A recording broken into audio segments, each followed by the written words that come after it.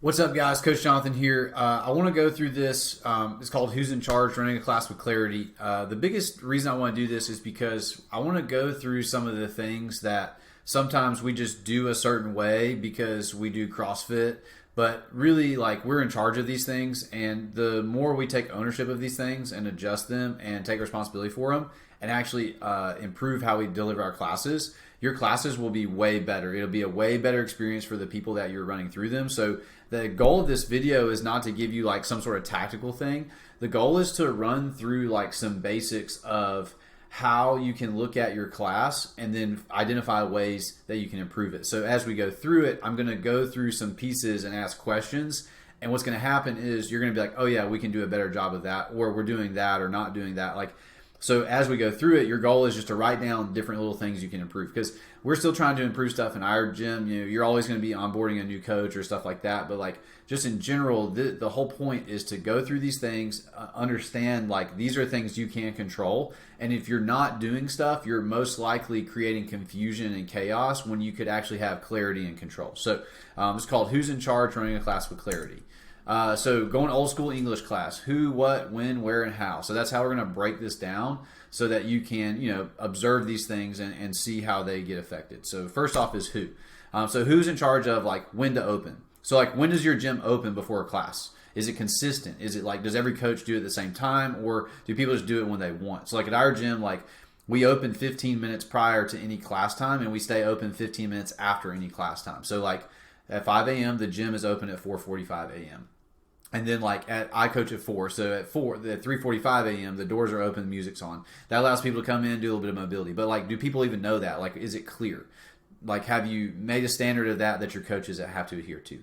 Who's in charge of the workout or the session? Like, who is in charge of writing the workout, writing the session, and making sure that that's what you guys do that day? Like, do you have a person, or is it like trade off or whatever? My contention is that if you don't have just one person responsible for it, it's very hard to manage that and to improve it. The floor layout. Who's in charge of how you use your gym? Do people just grab their own rower? I always laugh at this because we used to do that. Like, we used to just have people do their just grab their own rower, grab their bike, or grab their own box. Those pieces of equipment are like bulky. They take up a lot of space, and so if they're not efficiently laid out, you lose a lot of floor space. So like, who's in charge of that? At our gym, it's pre-written out who does it or what the layout is, and then the opening coach puts the stuff out. Who's in charge of warm-ups? Like, who writes the warm-ups? Like, who creates that structure? And who's in charge of the teaching and progression? Like, who's in charge of creating how you're going to teach and managing how you're going to teach? All of those things you have control over. Even if you use like some sort of templated program or whatever, like most people, like you do not need to be following the templated program exactly as it is. We follow one, but we edit it 40 to 50% because it's unique to our space. Some of those things demand more than our space can allow. And so if we don't take action and like make it better, it will not run well. So it's your responsibility to take those things and make them for your people. All right. What are you doing in your class? So what time does the class start? Like, this is very simple, but like, what time does your class start? And if you say it starts at a certain time, does it actually start at that time, or you like hang out and then start 5 minutes after the time that says it starts? It's very important. Like, you're telling people, hey, I'm going to meet you at the gym at this time and we're going to train. If you're wasting their time, it's kind of disrespectful to their time. What is the workout? Like, what are you actually going to do? Like, what are you going to try to make happen in this session? What is the goal of the session? So that's like, what are we actually trying to get better at today? You can create a killer experience, but if you don't get people's results or give them a pathway, they won't stay around, right? If you don't give them a good experience, they won't stay at all. So this is hitting both sides of that. So what's the goal of the session? Like, what are you actually trying to achieve today? This becomes more important the more athletes you have that stay with you for a long period of time. They want to know, like, what am I actually supposed to be focusing on today? What's the expectation of the coach? Like, what is the role of the coach in your class? Are they just there to cheer people on? Are they there to like run progressions and actually teach people? Are they there just to facilitate and tell you what to do and all that? Like, how is your coach supposed to be expected to operate by the athlete? And then what's the expectation of the athlete? Like, when people come to our classes, what do we expect out of them? What are we asking them to do? What are we asking them to participate in? Because if it's unclear for them, they're like, well, I don't know what I'm supposed to be doing, right? So how do we manage that? All right, when do you start your class, right? So like I already said it, it's like, what do what time is the class, but when do you actually start it? So like for us, like we start right on the 00. I'm pretty big on that because, one of the things we say is like, hey, like we get you fit and we get you in and out in an hour. If it takes an hour and 5 minutes, I'm not holding my word. So like, when do you start your class? When is it in? When do you have athletes grab their equipment? So like, I hope by now you're already like, yeah, we should pre-set out rowers, bikes, and boxes, but you don't need to set out barbells. So, but when are you going to have them grab it? Like, are they going to grab it after the warm-up? Are they going to grab it before the warm-up? Are they going to grab it before the teaching? Like, when are you going to grab that stuff? A kettlebell, a dumbbell, their grips. I always like to say, all right, guys, we're moving the pull-up bar, so go ahead and put on your grips if you need to. That way, everybody puts them on their hands, and then we all go through this thing together, rather than be like, all right, guys, we're going to do this, this, and this, and then half the people didn't even listen because they're putting their grips on. It's a very intentional thing you can do, and you have control over that. When you do the general warm-up, like when does that start? Do people do that on their own? I hope not. I hope you're leading them through the warm-up and telling them how to do it. But when does it? When does that happen? You as the coach, you are communicating that, or if you're not, it's just happening when it happens. When you do teaching and progressions, so like what we like to do is say, all right, guys, now we're going to get into this. Like we're telling them like, hey, this is when we're going to do it. But even ahead of time, like, do you have a class timeline, right? So like all this stuff is like a class timeline. Like, when's the whiteboard brief? When's the warm up? When's the teaching progression? When you do the workout, when do you record results, right? So like we have a pre-written timeline. It always allots for 5 minutes for the whiteboard brief at the beginning and 5 minutes for a cool down at the end. And then everything else fits into that other 50 minutes. But when you do that stuff, where does the whiteboard brief happen? Like, where does that happen in your gym? Like, do you call people over? Is that where they do it? Or they stand where they want to? Where does the equipment go? Again, the prepared equipment and the athlete equipment. I hope by this point you've already heard me say pre-layout, bikes, boxes, rowers, those types of big pieces of equipment that take a long time to move, and like you lose a lot of space if you don't put them out. So, where does that stuff go? But where's the athlete equipment? It's like, all right, I got to say, we have lanes in our gym. So we have 4 lanes. It's like, all right, guys, we did Diane this morning. All right, guys, so we're going to go barbells in lane 2, 3, and 4, but not 1, because that's where we're going to do handstand push-ups. Like, do you say that stuff ahead of time? Again, that makes class flow way better. Where does the warm-up start? All right, guys, we're going to go in 2 groups, 1 group on the rowers, 1 group at the bar, right? You're telling them where it actually starts, rather than say, all right, guys, we're going to start with this, and then they don't know where to go. Sometimes if you tell them where to go first, then tell them what to do, way smoother. Where does the teaching happen? All right, guys, we're going to go work on pull-ups, so let's all come by the rig, right? Like being very intentional. Or, all right, guys, we're going to work on the deadlift, so let's go to your bar. Like, you can use these phrases to help people know exactly what's going to happen. And then how does the workout flow movement to movement? And so you preset some of that with your equipment. So like, where does the stuff go? But like today we did Diane. It's like, all right, guys, we're going to do deadlifts here. We're going to do handstand push-ups on the wall. Or some people we're going to do pike push-up or hand release push-up by your bar. That way everybody knows like what the flow is and what to expect. So that's the where. And then how. How do you display the workout? Okay, so do you use a whiteboard, do you use a TV, whatever? How do you do that? How do you lay out the room, if at all, right? So this is probably like the lowest hanging fruit for most people, is like presetting your room. And you'll probably be surprised you can fit way more people than you think.